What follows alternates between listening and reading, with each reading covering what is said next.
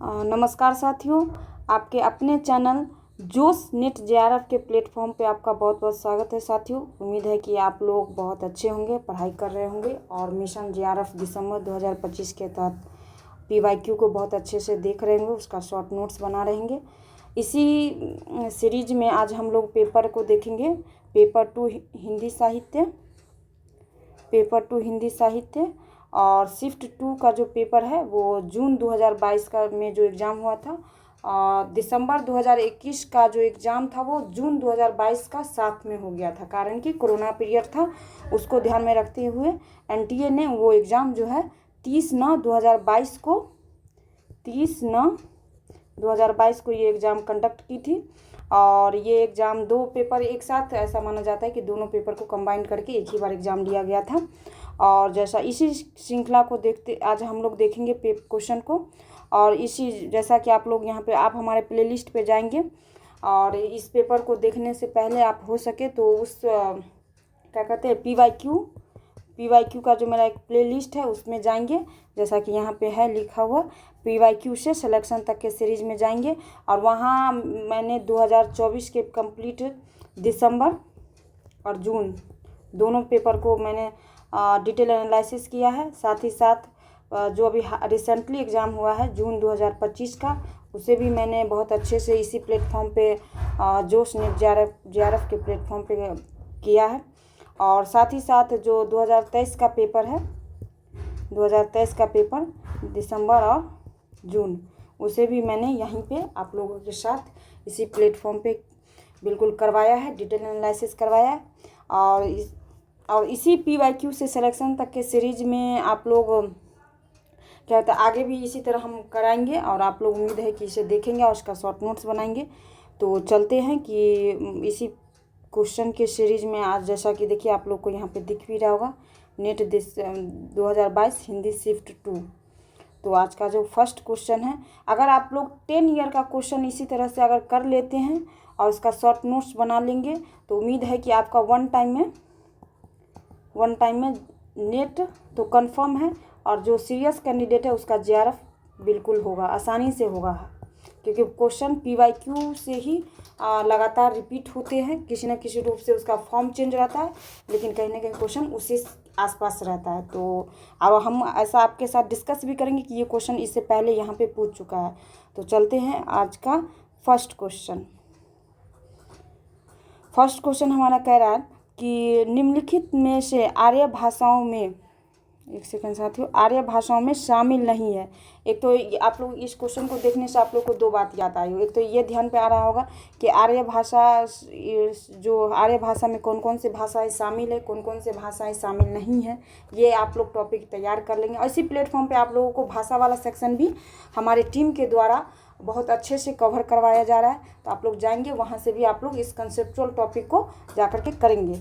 तो अब देखते हैं इसका फर्स्ट का क्वेश्चन का आंसर क्या होना चाहिए और क्या आयोग ने आंसर लिया है। जो भी आंसर आपको हम बताएंगे यहाँ पे शेयर करेंगे आपके साथ, वो कहीं ना कहीं एनटीए के द्वारा जो वेरीफाइड आंसर की होगा उससे ही हम बताएंगे। तो चलते हैं। एक तो आर्य भाषाओं में यूनानी है, लैटिन है और प्राकृतिक है। तुर्की भाषा जो है ये इसमें शामिल नहीं है। तो अब एक प्रश्न आपके बीच आएगा कि मैम जब ये 3 भाषाएं हैं, फिर तुर्की अगर आर्य भाषा में नहीं शामिल है तो ये कौन सी भाषाओं में शामिल है? कहीं ना कहीं तो इसका स्थान होगा। तो चलिए अब हम देखते हैं। तो वन का जो आंसर होगा 4, ये आप लोग ध्यान पे रखेंगे, यानी कि तुर्की भाषा। तो अब चलते हैं। अब तुर्की भाषा जो आप लोग, इस तुर्की भाषा के में थोड़ी सी जानकारी ये रखेंगे कि ये तुरानी भाषा है, तुरानी परिवार की भाषा है। मेरे साथ साथ आप नोट्स भी बनाते चलेंगे। तुरानी परिवार की भाषा है, ठीक। एक फैक्ट तो ये हो गया।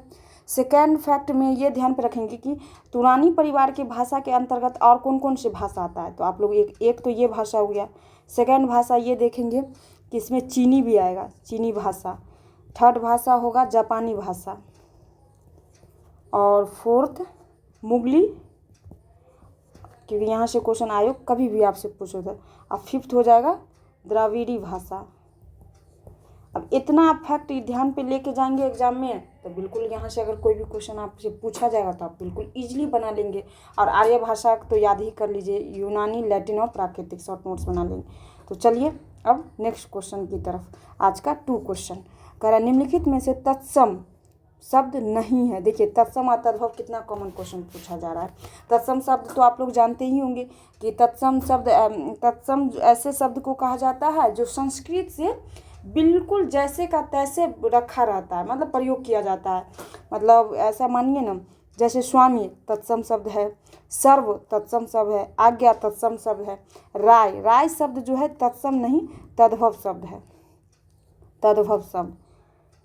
और इसका अगर यहाँ पे यही राय की जगह पे अगर राजा रहता तो ये तत्सम होता, ये भी आप लोग ध्यान पे रखेंगे, ये तत्सम है। ठीक, ये चीज़ एक ध्यान पे रखेंगे कि राजा रहता तो तत्सम हो गया।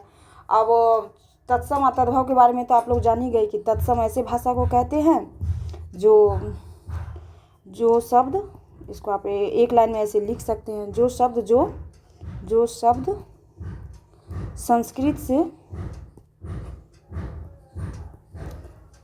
संस्कृत से निकल हिंदी में ज्यों के त्यों, मतलब ज्यों का त्यों का मतलब हुआ कि बिल्कुल जस का तस, जैसा का जैसा, मतलब बिल्कुल उसमें कोई चेंज नहीं, कोई परिवर्तन नहीं। त्यों प्रयोग होता हो, प्रयोग हो रहा हो या होता हो रहा हो, तो इसे तत्सम शब्द कहते हैं। ये इसी में अगर तद्भव आ जाएगा तो तद्भव में हो जाएगा कि इसमें परिवर्तन हो जाता है, परिवर्तन रूप सामने आने लगता है, रूप सामने आता है। बस ये ध्यान पे रखेंगे। तो इतना फैक्ट, इतना एक डिफिनीशन याद रख लीजिए। अगर एक डिफिनीशन याद रहेगा तो आप वैसे भी क्वेश्चन बहुत इजीली बना ले जाएंगे। तो चलते हैं अब थर्ड क्वेश्चन की तरफ। आज का थर्ड क्वेश्चन हमारा ये कह रहा है कि रत्न खान के रचयिता है। देखिए यहाँ पे एक लेखक का नाम दे दिया है और आपसे पूछ रहा है कि इसकी कौन सी मतलब ये रत्न खान यहाँ पे क्या कहते हैं रचना है, और इसमें से व्यक्ति दे दिया है, पूछ रहा है कि किसकी रचना है।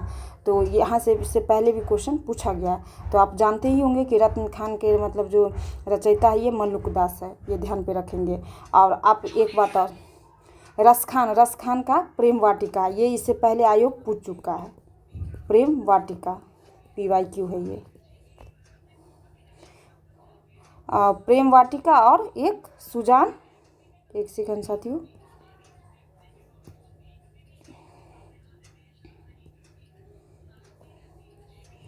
सुजान रस खान। तो इसमें तो नाम खैर है तो आप लोग पकड़ लेंगे, सुजान रस खान। तो आप लोग ध्यान पे रखेंगे कि इसका प्रेम वाटिका वाला आयोग क्वेश्चन पूछ चुकी है, तो ध्यान पे रखेंगे रत्न खान का मल्लुकदास। इसका शॉर्ट नोट्स भी आप लोग मेरे साथ साथ बनाते चलेंगे। चलते हैं आज का फोर्थ क्वेश्चन कह रहा है शुद्ध प्रेम मार्गी सूफी कवियों की शाखा में सबसे प्रसिद्ध जायसी हुए हैं, जिनकी पद्मावत हिंदी काव्य क्षेत्र में एक अद्भुत रत्न है।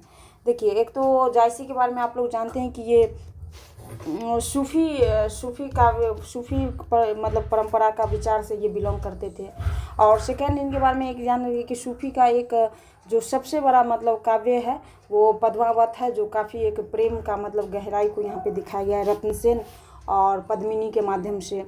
और एक उनकी पहली पत्नी रहती है नागमती, वो भी काफ़ी उनसे प्रेम करती रहती है, जो जिस पे मतलब नागमती वियोग खंड एक उनका एक खंडी है, नागमती वियोग खंड। यहाँ से भी क्वेश्चन आयोग बार बार पूछ रहे हैं, तो आप लोग ये मोटा मोटी ध्यान पे रखेंगे। और पद्मावती एक चीज़ इसमें और ये भी ध्यान पे रखेंगे कि जायसी पे बहुत से मतलब जो विचारक हैं आलोचक, वो रामचंद्र शुक्ल जी भी मतलब जायसी को काफ़ी मतलब सपोर्ट किए, उनके पद्मावत पे काफ़ी मतलब बढ़ चढ़ के अपनी बात विचार को रखे हैं। तो जब आप क्वेश्चन सॉल्व करेंगे तो एक बात के ध्यान पे रखेंगे कि अगर रामचंद्र शुक्ल जी वहाँ पे प्रेजेंट हो तो आप थोड़ा सा वहाँ पे सोचेंगे। अगर आपको आंसर आ रहा है, बिल्कुल है ध्यान पे कि इसका आंसर तो यही होगा, तो बिल्कुल आप उसके साथ, अगर नहीं पता हो तो रामचंद्र शुक्ल अगर दिया हो अगर आपके ऑप्शन में, तो वहाँ पे आप थोड़ा सा रुक करके आंसर मार सकते हैं। तो देखिए यहाँ पे तो ये हो गया, कह रहा है जायसी और उनकी पद्मावत के बारे में उपयुक्त मत किसका है। तो यहाँ पे रामचंद्र शुक्ल जी ऐसा लाइन लिखे हैं पद्मावत के बारे में कि शुद्ध प्रेम मार्गी सूफी के, इसमें पॉजिटिव लाइन लिखी है, ये भी आप गौर करेंगे कि जब पॉजिटिव लाइन हो तो रामचंद्र शुक्ल जी जायसी के विषय में बहुत अच्छा लाइन सब लिखे हैं। तो आपका आंसर 4 का 3 हो जाएगा। और साथ ही साथ अब हम इसमें ये भी देखेंगे थोड़ी सी कि हाँ, एक जायसी का जब बात आएगा तो विजय देव नारायण शाही का भी एक पद्मावत से रिलेशन है, मतलब ये भी कुछ न कुछ ऐसा बोले हैं। तो अब देख लेते कि ये क्या बोले हैं। ये पद्मावत के बारे में बोले हैं विजय देव नारायण शाही कि हिंदी में अपने ढंग की अकेली, ये लाइन भी पूछा गया है आयोग के द्वारा, ये आप लोग ध्यान पे रखेंगे। ट्रेजिक कृति है। हाँ, ये आप लोग ध्यान पे, विजय देव नारायण शाही जो है पद्मावत के बारे में बोले हैं कि हिंदी में ये पहले मतलब ऐसी अकेली ट्रेजिक, मतलब इसको कृति कहा गया। ट्रेजिक इसलिए कहा गया है क्योंकि जब लास्ट में वो पद्मावत मतलब अग्नि में मतलब क्या कहा जाता है, मतलब वो सभी मतलब रानियों को लेकर के जो सती हो जाती है और वो राजा कौन रहते हैं, अलाउद्दीन खिलजी जो मतलब वो जाते हैं और वो हार हो जाता है। मतलब दोनों तरफ से कहीं ना कहीं कोई मतलब जिस कारण से वो युद्ध मतलब करते हैं, मतलब वो उसको प्राप्त नहीं हो जाता है, तो इसलिए उसकी ट्रेजिक की संज्ञा यहाँ पे दिया गया है। तो ऐसे आप लोग ध्यान के, विजय देव नारायण शाही ऐसा लाइन मतलब पद्मावत के बारे में लिखे हैं। तो आप चलते हैं, ये आपका PYQ है, ये पूछा गया क्वेश्चन है विजय देव नारायण शाही से। चलते आज का 5 क्वेश्चन कर रहा है, सुफल जन्म मोको गुरु कीना, दुख विसार सुख अंतर दीना, ज्ञान दान मोको गुरु दीना, राम नाम बिन जीवन हीना। मतलब यहाँ पे राम नाम के बिन जो कह रहा है कि जीवन बिल्कुल हीन है, असफल है, बिल्कुल नीरस है, ऐसा यहाँ पे कहा जा रहा है। तो ये बोला है कि ये पंक्ति कौन ऐसा बोले हैं, काव्य पंक्तियों की रचयिता कौन है। तो अब हम लोग देखेंगे कि ये तो नामदेव के द्वारा ऐसा कहा गया है। नामदेव के बारे में हम लोग जानते ही है कि ये नामदेव जो थे ये बरकरी संप्रदाय से जुड़े हुए थे, ये आप लोग ध्यान पे रखेंगे। और इनके गुरु जो थे, इनके गुरु का नाम था वसोवा खेचर। ये महाराष्ट्र से बिलोंग करते थे नामदेव, ये भी आप लोग ध्यान पे रखेंगे, महाराष्ट्र से इनका संबंध था, ये भी आप लोग ध्यान पे रखेंगे। और इतना काफ़ी है, अगर इसके विषय में आप लोग जानते हैं तो नामदेव के बारे में। कबीर भी वैसे मतलब निर्गुण संत परंपरा से बिलोंग करते थे, ये आप लोग कबीर से भी क्वेश्चन मतलब NTA बार बार पूछ रहा है, ये आप लोग ध्यान पे रखेंगे। आप चलते हैं नेक्स्ट क्वेश्चन की तरफ। आज का 6 क्वेश्चन हमारा कह रहा है, क्यों पले पिस कर किसी को तू, है बहुत पॉलिसी बुरी तेरी, हम रहे चाहते पटाना ही, पेट तुझसे पटी नहीं मेरी, उपयुक्त काव्य पंक्तियाँ किस रचनाकार की है। ये 4 लाइन आपको दे दिया गया है, इसको आप पढ़ेंगे और फिर विचार करेंगे कि इसमें ये जो पंक्ति है ये किस रचनाकार की है। मैथिली शरण गुप्त की है, अयोध्या सिंह उपाध्याय हरिऔध की है, महावीर प्रसाद द्विवेदी जी की है, या लोचन प्रसाद पांडे जी की है। तो अब हम लोग देखेंगे, आप लोग भी वीडियो को थोड़ी देर के लिए पॉज करके अपना आंसर देंगे कि आपके अनुसार आंसर क्या होगा। 6 का आंसर जो है ये 2 होगा, अयोध्या सिंह उपाध्याय हरिऔध, यानी कि 6 का 2। और आयोग ने भी इस आंसर को सही माना है। तो आप लोग बिल्कुल शॉर्ट नोट्स बना लेंगे। और एक बात और ध्यान पे रखेंगे कि अयोध्या सिंह हरिऔध के बारे में कि ये जो पद लिया गया है, ये पंक्ति ये चोखे चौपदे से लिया गया है, चौपदे, ये आप लोग ये कविता से लिया गया है। एक सेकेंड,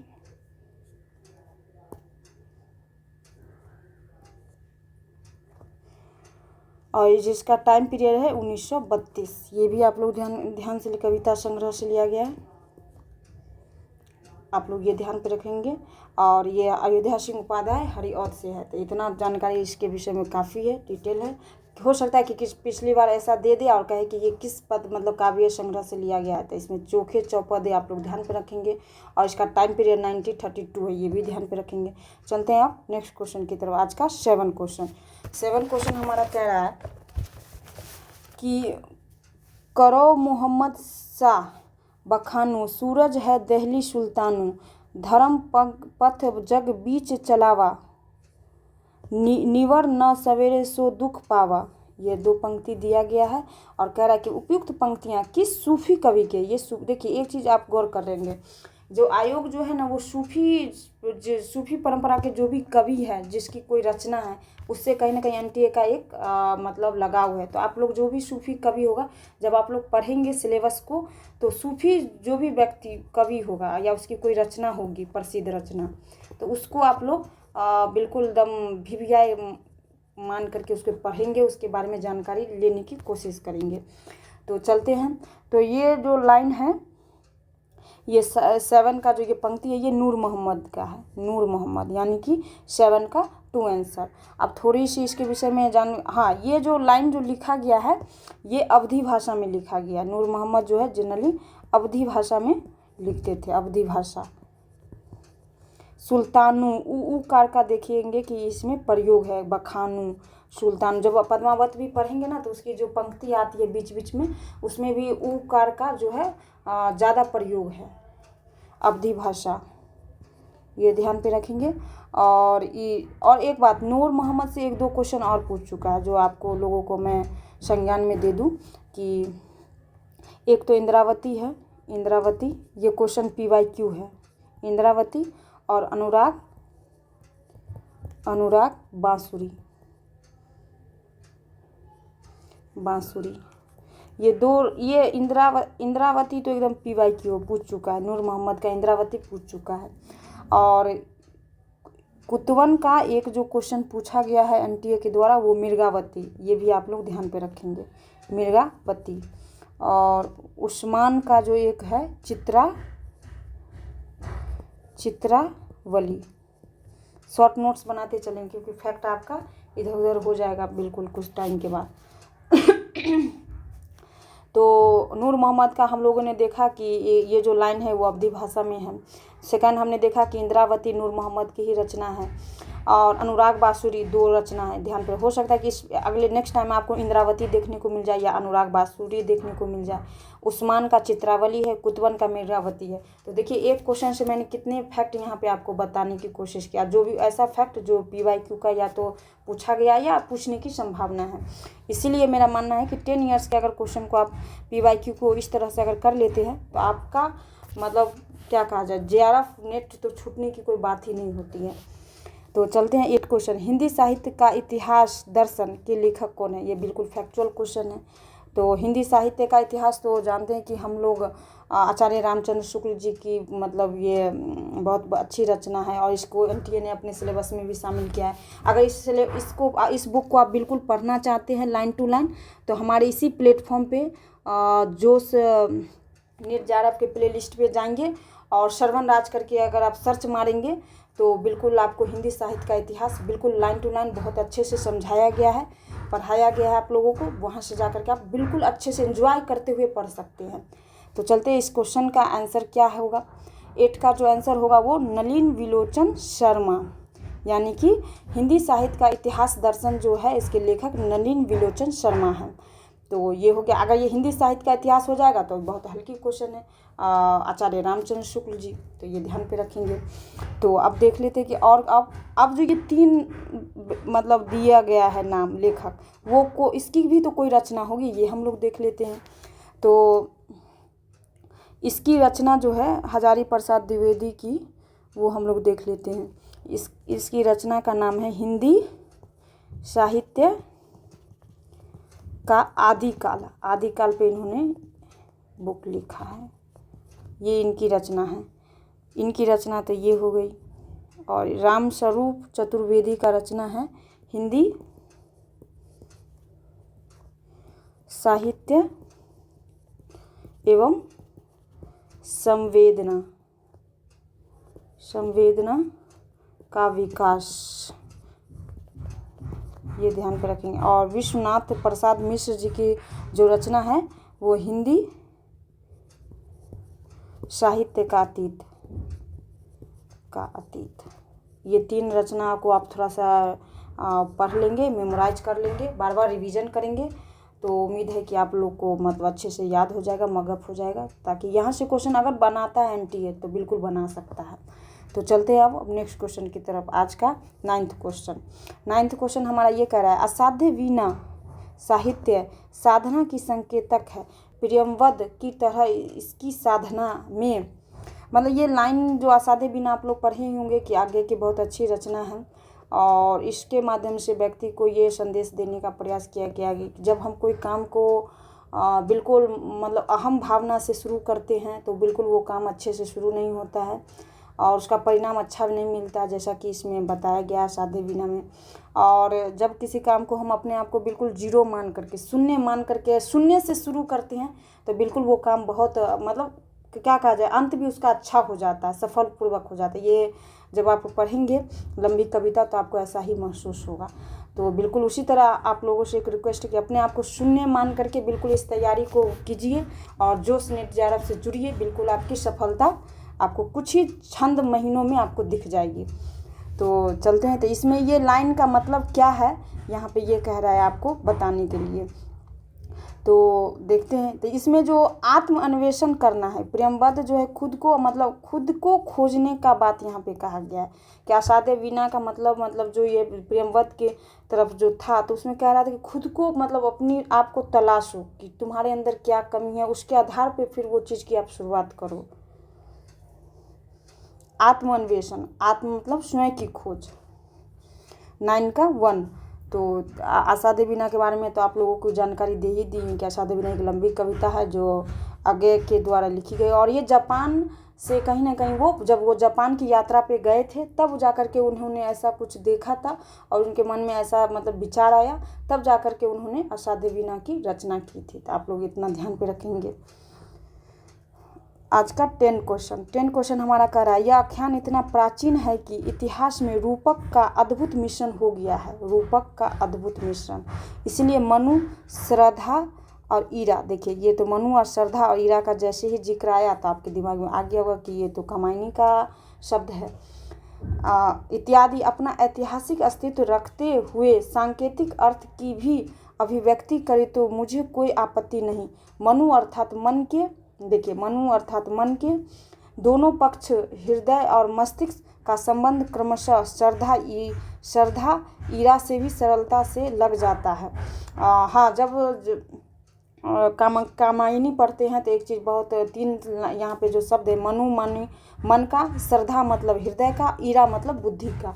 और जो कामायनी जो जयशंकर प्रसाद के द्वारा जो लिखी गई है 1935 ईस्वी में, इसका यही था कि व्यक्ति को मन, हृदय और बुद्धि पे एक मतलब संयम बना करके काम करना चाहिए। जो व्यक्ति इस 3 पे काम अगर संयम बना करके अगर आगे बढ़ने की कोशिश करता है तो बिल्कुल आगे बढ़ सकता है। अगर आप किसी भी एक चीज़ को अगर यहाँ पे शून्य कर देते हैं या एक चीज़ को कम बेशी कर देते हैं तो कहीं ना कहीं आपका जो जीवन है वो, या जीवन कहिए या सफलता कहिए, बिल्कुल अनबैलेंस्ड हो जाएगा।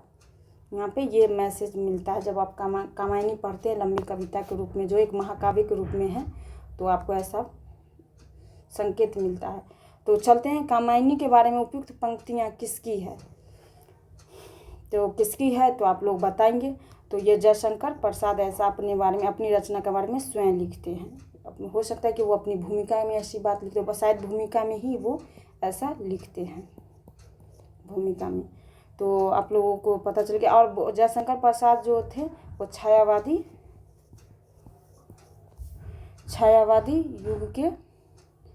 युग के कवि थे, ये आप लोग ध्यान पे रखेंगे। और इसमें अगर एक चीज़ अगर आप ध्यान पे रखेंगे कामायनी में, तो कामायनी में टोटल 15 सर्ग है। इसका टाइम पीरियड 1935 है और इसके लेखक तो आपको पता ही चल गया, जयशंकर प्रसाद है, ये आपको ध्यान पे ही रहेगा। और इसमें जो 15 सर्ग है उसका नाम अगर हो सके तो आप याद कर लें, क्योंकि यहाँ से क्वेश्चन बार बार आ रहा है। चिंता, आशा,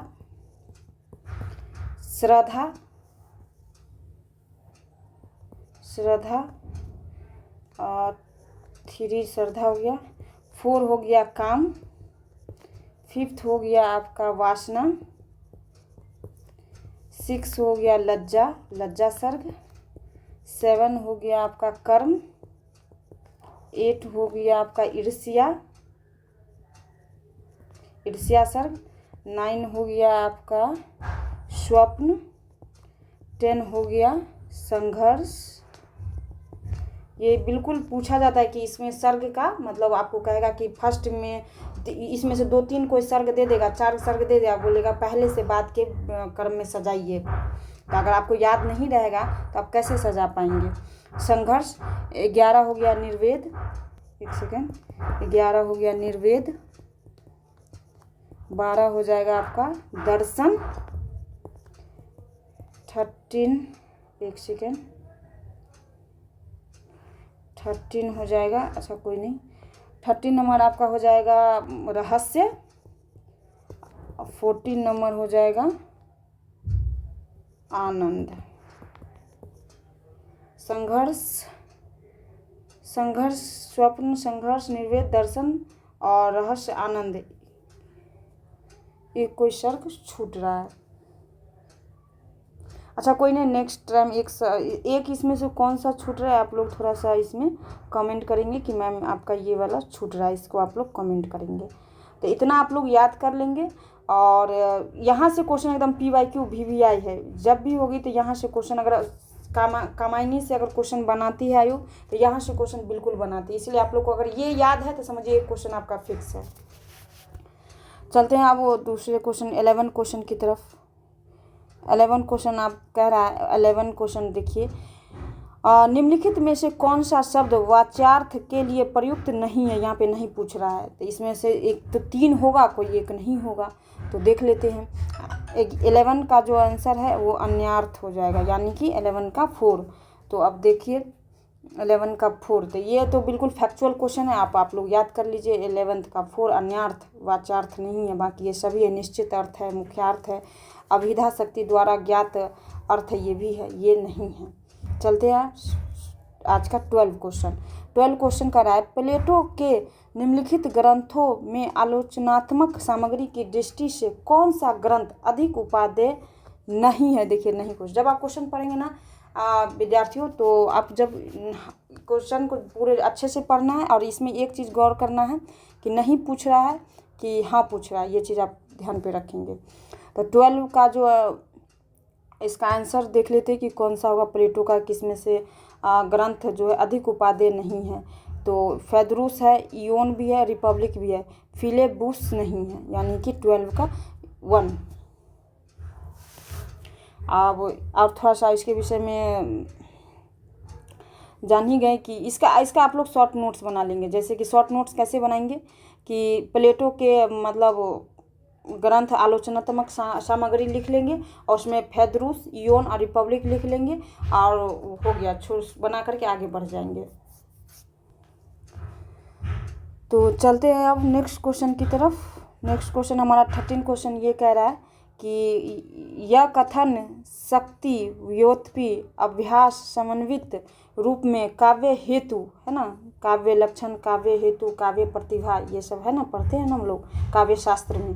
तो काव्य हेतु है निम्नलिखित में से किसका है। काव्य हेतु मतलब काव्य प्रयोजन, काव्य उद्देश्य, ऐसा हम समझिए आप। तो इसमें 13 में जो है ये किसका, ये लाइन जो है मतलब इसमें जब काव्य के मतलब काव्य के हेतु मतलब क्या क्या चीज़ होनी चाहिए, इसके बारे में आपसे पूछा जा रहा है कि इसमें कौन से ऐसे आचार्य है जो ऐसा शब्द बोले हैं। शक्ति भी होनी चाहिए, व्युत्पत्ति भी होनी चाहिए, और अभ्यास भी। अभ्यास जब तीनों मिलेगा, समन्वित मतलब मिलना, जोर से तीनों के मेल से, इस तीनों के शब्द के मेल से कौन काव्य हेतु मतलब प्रयोग होता है।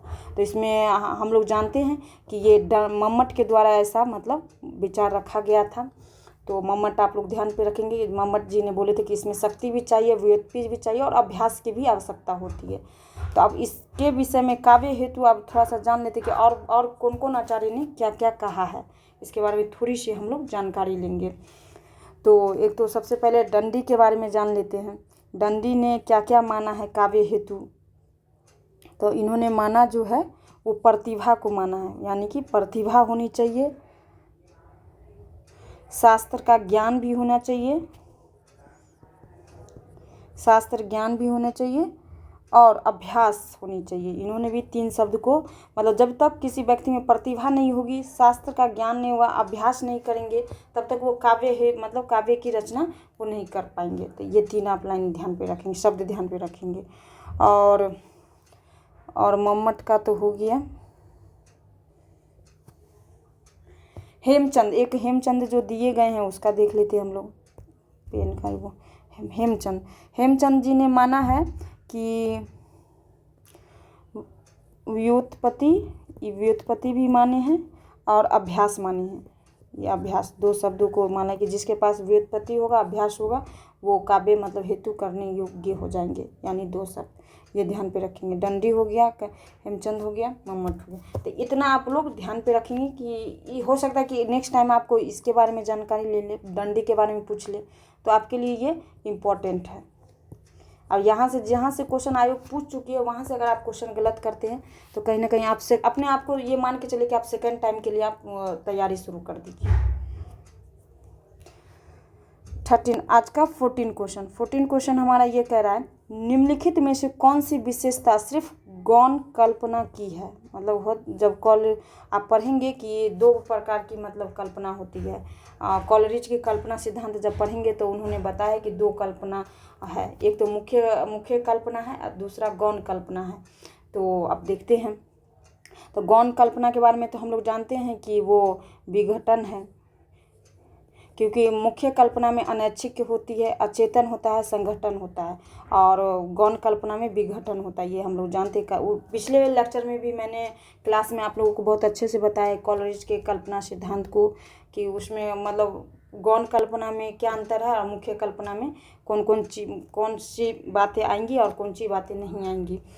तो वैसे मैं एक बार फिर बता दूं, कॉलरिज इतना बार मैं आपको बता देना चाहती हूँ, PYQ के माध्यम से आप लोगों के साथ डिस्कस करना चाहती हूँ कि इसके माध्यम से आपको ये ना लगे कि आपको ऐसा लगना चाहिए कि 3 से 4 साल का अगर आप क्वेश्चन बिल्कुल हमारे इस प्लेटफॉर्म पे आके करेंगे और तो आपको ऐसा लगेगा कि आप फैक्ट आपको रिपीट हो रहा है। इसके माध्यम से आपके बहुत चीज़ें जो है याद हो जाएगी, मेमोरी में आपको मतलब बिल्कुल सेट हो जाएगा।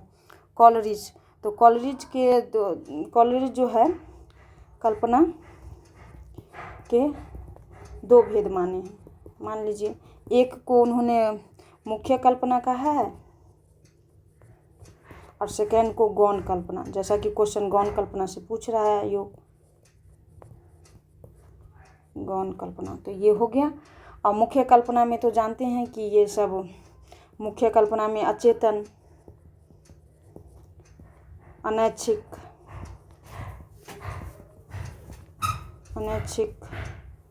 और संघटन, और गौण कल्पना में हो जाएगा विघटन, ऐच्छिक और एक चेतन। जस्ट इसका अपोजिट, यहाँ पे अचेतन है तो यहाँ पे चेतन हो जाएगा, यहाँ पे अनैच्छिक है यहाँ पे ऐच्छिक हो जाएगा, यहाँ पे संघटन है यहाँ पे विघटन हो जाएगा, बिल्कुल अपोजिट। एक आप याद कर लीजिए, दूसरा आपको स्वतः याद हो जाएगा, ये ध्यान पे रखिए आप। तो इतना आप ध्यान पे रखते हैं तो आपको यहाँ से क्वेश्चन नहीं पता जाए। कभी कभार ये भी क्वेश्चन मोटा मोटी आ जाता है कि कल्पना सिद्धांत किनका है, तो कॉलरिज का है। कॉलरिज ने कितने मतलब भेद बताए हैं कल्पना के, तो 2 भेद बताए हैं। सब PYQ है आपका, कभी भी यहाँ से क्वेश्चन बन सकता है। तो चलते हैं आज का अब next question, 15 number question. 15 question हमारा कह रहा है, निम्नलिखित अस्तित्ववादी चिंतकों में से किसने सुपरमैन की कल्पना की है। सुपरमैन, तो सुपरमैन के बारे में किसने कल्पना की है बताइए, थोड़ा सा फैक्चुअल क्वेश्चन है। तो सुपरमैन की कल्पना जो है वो फ्रेडरिक नीत्शे ने की है, ये आप लोग ध्यान पे रखेंगे। नीत्शे के बारे में तो एक बहुत अच्छी बात है कि उन्होंने एक लाइन कही थी कि ईश्वर मर चुके हैं। मतलब नीत्शे का ऐसा विचार था कि ईश्वर मतलब कोई चीज़ नहीं होती है, ईश्वर मर चुका है। और एक बात उन्होंने, एक लाइन और बहुत अच्छी बात उन्होंने कही थी कि हम किसी से अगर हमें एक दूसरे से जलन होती है तो वो अच्छी बात है। हालांकि ये बात सुनने में आपको थोड़ा अजीब लगा हो, लेकिन बट उन्होंने ऐसा कहा है कि नीत्शे ने एक लाइन कही है कि ईश्वर मर चुका है। दूसरा उन्होंने कहा है कि अगर एक व्यक्ति को दूसरे व्यक्ति से जलन होती है तो ये अच्छी बात है। शायद हो सकता है उन्होंने इस संदर्भ में ये बात कही हो कि जलन, अगर एक व्यक्ति को दूसरे व्यक्ति से जलन हो रहा है तो इससे कहीं ना कहीं उस दोनों व्यक्ति का इसमें प्रोग्रेस हो रहा हो। तो आप लोग ये ध्यान पे रखेंगे। अब चलते हैं नेक्स्ट क्वेश्चन की तरफ, 16 नंबर क्वेश्चन। 16 नंबर क्वेश्चन हमारा कह रहा है, निम्नलिखित में से हिंद स्वराज के लेखक, देखिए कितना बच्चा वाला क्वेश्चन है कि लेखक कौन है, ये तो सभी जानते हैं, महात्मा गांधी। तो इसके बारे में तो बहुत बहुत से ऐसे व्यक्ति होंगे कि हिंद स्वराज पुस्तक को पढ़े भी होंगे। और महात्मा गांधी के बारे में क्या कहा जाए, वो तो इनकी जितनी भी प्रशंसा की जाए, इनके बारे में जितनी बातें कही जाए उतनी मतलब कम है। तो चलते हैं अब नेक्स्ट क्वेश्चन की तरफ, 17 नंबर क्वेश्चन।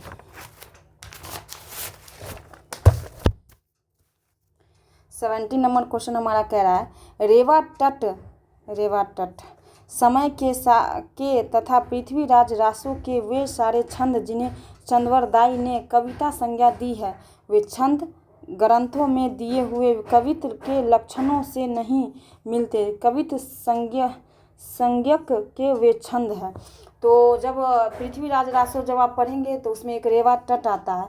तो रेवा तट एक प्रकार का, एक माना जाए कि ये पृथ्वीराज रासो का एक खंड है, मतलब मान लीजिए ना कि एक खंड है, खंड मतलब एक भाग है। जब पृथ्वीराज रासो का मतलब खंड है तो उसमें एक खंड ये भी है। तो अब ये इसमें कौन सा, मतलब ये संज्ञक छंद है, यहाँ पे छंद से क्वेश्चन पूछाते हैं। ये जानते हैं कि छपई छंद है। छपई छंद इसलिए है कि जब पृथ्वीराज रासो जो मतलब लिखा गया है तो उनमें 68 छंद का प्रयोग है, ये आप लोग ध्यान पे रखेंगे।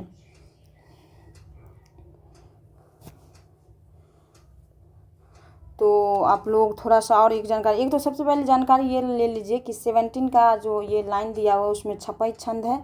और पृथ्वीराज रासो, एक सेकेंड, पृथ्वीराज रासो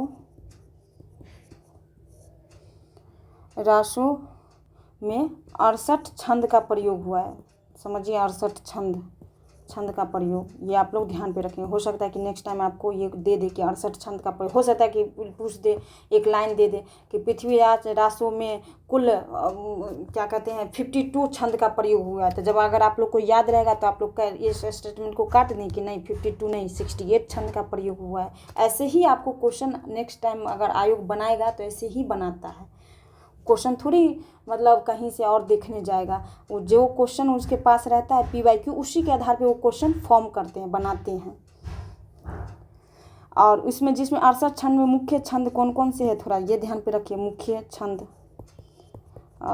छंद में हो जाएगा कवित्व, ध्यान पे रखेंगे कवित्व, छपई, जिसमें जो ऑप्शन में आपको दिया गया छपई हो जाएगा, दोहा हो जाएगा, दोहा, फिर तोमर के बाद हो जाएगा गाहा, ये सब छंद है। फिर आर्या, ये सब मुख्य छंद है जो प्रयोग हुआ है। तो आप लोग ध्यान देखिए, इसमें सवैया धनाक्षरी या रोला नहीं है, तो आप लोग ध्यान पे छपई छंद है। तो चलते हैं अब, और एक चीज़ और ध्यान पे रखेंगे कि ये चंद्रवरदाई जो थे, ये छपई के मतलब छपई छंद का विशेषज्ञ इसको माना जाता है। छपई छंद का विशेषज्ञ था, ये विशेषज्ञ, ध्यान पे रखेंगे। ये भी ध्यान पे आपको, जब ये चीज़ ध्यान पे रहेगा तो कहीं ना कहीं उसका झुकाव किस पे रहा होगा, छपई पे रहा होगा। तो चलते हैं अब next question, 18 number question. 18 number question हमारा कह रहा है, पौन चलत वह दे बढ़ावे, जल पीवत वह जीव गवावे, वह है वह प्यारी सुंदर नार, नार नहीं पर है वह नार। देखिए, इसमें ये 2 लाइन दे दिया। इस 2 लाइन में आप लोग भी पहेली, मतलब कभी कभार पहेली बुझाते होंगे कि बताओ, ये पहेली कुछ बोलते होंगे अपने दोस्तों के साथ और बोलते होंगे कि बताओ इसका आंसर क्या है। और आपको हो सकता है कि वो आंसर पहले से आपको पता हो पर आपके मित्र को ना पता हो। बहुत बार ऐसा होता होगा कि आपके मित्र उसका सही जवाब भी दे देते होंगे। तो आप लोगों से ये क्वेश्चन है कि इसका आंसर क्या होगा, आप लोग बताइए, सोचिए थोड़ी देर सोचिए, फिर मैं आपको बताती हूँ। देखिए, वैसे क्या कर रहा है, पौन चलत वह दे बढ़ावे, जल पीवत वह जीव गवावे। जीव गवावे मतलब कि वो मर जाता है, जल पीने से वो मर जाता है। तो आप देखिए कि इस एक लाइन से कौन से इसमें आंसर आपका हो सकता है। स्त्री, जल पीने से तो स्त्री नहीं मरती है। नाली में तो जल ही रहता है, तो मरेगी कैसे। लता भी नहीं होता, लता को तो जल चाहिए। आग में अगर आप पानी डालेंगे तो आग बिल्कुल बुझ जाती है, तो वही है आग। 18 का फर्स्ट इस लाइन से ही आपका ये आंसर लग रहा है कि बन जाएगा आग। 18 का आंसर आग होगा 4, यानी कि अब चलते हैं 19 क्वेश्चन, आज का सेकंड लास्ट क्वेश्चन। पहले धन आनंद सींची सुजान, कही बतिया अति प्यार पगी, अब लाई वियोग की लाई। देखिए, लाई 2 बार प्रयोग है। लाई बलाई बढ़ाई बिशासी दगानी दगी, अखियाँ दुखियानी कुवानी पड़ी न कहूँ लगे कौन घड़ी सू लगी, मती दौड़ी थकी न लह ठीक ठौर, अमोही के मुँह मिठास लगी। उपयुक्त सवैया, ये जो सवैया दिया हुआ है प्रयुक्त लाई में, लाई देखिए लाई में कौन सा अलंकार है, देखिए 2 बार जो लाई का दिया गया है उसमें क्या मतलब है यहाँ पे आपको पूछा जा रहा है। तो 2 बार प्रयोग है और उसमें पूछ रहा है कौन सा अलंकार है। तो आप लोग जानते हैं कि लाई का मतलब यहाँ पे यमक अलंकार का प्रयोग है। तो यमक अलंकार इसलिए क्योंकि ये अगर यमक अलंकार का आप जिक्र हुआ है तो आप लोग के दिमाग में एक बात आनी चाहिए कि यमक अलंकार का फिर मतलब क्या होता है, कि क्यों यमक अलंकार ही होगा, ये आप लोग जानेंगे। यमक अलंकार ऐसे मतलब अलंकार कहा जाता है जहाँ एक शब्द, ध्यान से सुनेंगे, एक शब्द 2 बार आए, 2 बार आए और दोनों के अलग अलग अर्थ हो, अलग अलग वहाँ अर्थ हो। तो वैसे अगर शब्द आते हैं किसी भी पंक्ति में, सवैया में, तो उसका अलग अलग मीनिंग जब निकलता है। यहाँ पर भी लाई है, अब लाई वियोग की लाई बलाई चढ़ाए, तो ये लाई का अलग मीनिंग होगा, ये लाई का अलग मीनिंग होगा, तो उसको यमक अलंकार कहते हैं। तो आपका आंसर 19 का जो हो जाएगा वो 1 हो जाएगा। समझ गए, यमक अलंकार भी आप लोगों को क्लियर हो गया। तो अब चलते हैं नेक्स्ट क्वेश्चन की तरफ, आज का लास्ट क्वेश्चन 20 क्वेश्चन कह रहा है, आयो घोष बड़ो व्यापारी। देखिए ये लाइन कितनी बार मतलब आयो एकदम पूछे, अभी भी आई है, आयो घोष बड़ो व्यापारी। ये तो आप लोग जानते ही होंगे कि भ्रमर गीत सार में मतलब जो है उसकी लाइन है, और इसके रचयिता जो सूरदास थे वो है। कि इस लाइन को 1 नहीं 1000 बार एनटीए पूछा है, एकदम इतना फेवरेट लाइन है ये। तो लादी खेप गुण ज्ञान जोग की वज्र में आय उतारी, फाटक देकर हाटक मांगत भौरे निपट सुधारी। उक्त पद में प्रयुक्त फाटक शब्द का अर्थ क्या है? यहाँ पे फाटक शब्द का आपको अर्थ पूछा जा रहा है। तो फाटक शब्द का यहाँ पे जो अर्थ है वो अनाज फटकने से निकला हुआ कंदन। तो 20 का आंसर जो हो जाएगा यहाँ पे 2 हो जाएगा। और ये इसका एक जो ये बात आप लोग ध्यान पे रखेंगे कि जो ये लाइन है वो भ्रमर गीत से है, भ्रमर गीत, जिसके रचयिता जो है सूरदास जी है, ये ध्यान पे रखेंगे। और कृष्ण की मतलब यहाँ पे कृष्ण उद्धव और कृष्ण गोपी, सॉरी कृष्ण नहीं, उद्धव और गोपी और उद्धव का संवाद है ये। हाँ, ये तब कहा जाता है जब वो उद्धव जाता है गोपियों से मिलने के लिए और कहता है कि तुम निर्गुण ब्रह्म की उपासना करो और मतलब कृष्ण को भूल जाओ। सो निर्गुण मतलब कृष्ण की सगुण की उपासना करने से क्या मिलेगा, निर्गुण की उपासना करोगे तो बहुत ऊपर चले जाओगे, मतलब देखो हमें देखो। तो उसके एवज में जो गोपियाँ रहती है वो उनके साथ वार्तालाप करती है, संवाद करती है और कहती है कि आप हमें मतलब हमसे हीरा मांग करके और हमें आप वो क्या कहते हैं कंदन मतलब अन्न देना चाहते हैं। मतलब उस तरह से मतलब कहीं ना कहीं वो उसे सगुण को ऊपर बताना चाहती है, सगुण को वो ऊपर, कृष्ण को ऊपर बताना चाहती है। और निर्गुण जो वो निर्गुण की उपासना जो योग करने के बारे में वो बता रहे हैं उद्धव गोपियों को, उसको वो नीचे दिखाना चाहती है। तो उसको वो कहीं ना कहीं यहाँ पे सगुण की जीत बताया गया है और निर्गुण को ऐसा बताया गया कि यहाँ पे निर्गुण की तुलना में सगुण का यहाँ पे विजय बताया गया। तो आप लोग ये ध्यान पे रखेंगे। तो साथियों, आपको ये लेक्चर कैसा लग रहा है? अगर आपको अच्छा लग रहा है तो आप इस वीडियो को वॉच करें, देखें, इसका शॉर्ट नोट्स बनाएं, साथ ही साथ लाइक करें हमारे वीडियो को ताकि हमें और थोड़ा सा मोटिवेशन मिले। और अगर आपको अच्छा लग रहा है तो आप अपने फ्रेंड से भी इसे शेयर कर सकते हैं, बिल्कुल बिना सोचे समझे, और ताकि उनका भी भलाई हो जाए। और अगर आप सोशल मीडिया का वगैरह का यूज कर रहे हैं, जैसे फेसबुक, इंस्टाग्राम, व्हाट्सएप ग्रुप में अगर हो आप, तो बिल्कुल वहाँ पे इसे आप शेयर करें, उन्हें भी अच्छी चीज़ों की जानकारी दें। और हमारे वीडियो को लाइक करें, शेयर करें एंड सब्सक्राइब करें, और इन्हें अधिक से अधिक प्यार दें ताकि हम और आपके लिए अच्छे से मेहनत कर सकें। कमेंट करें और मिलते हैं अब नेक्स्ट क्लास में। धन्यवाद।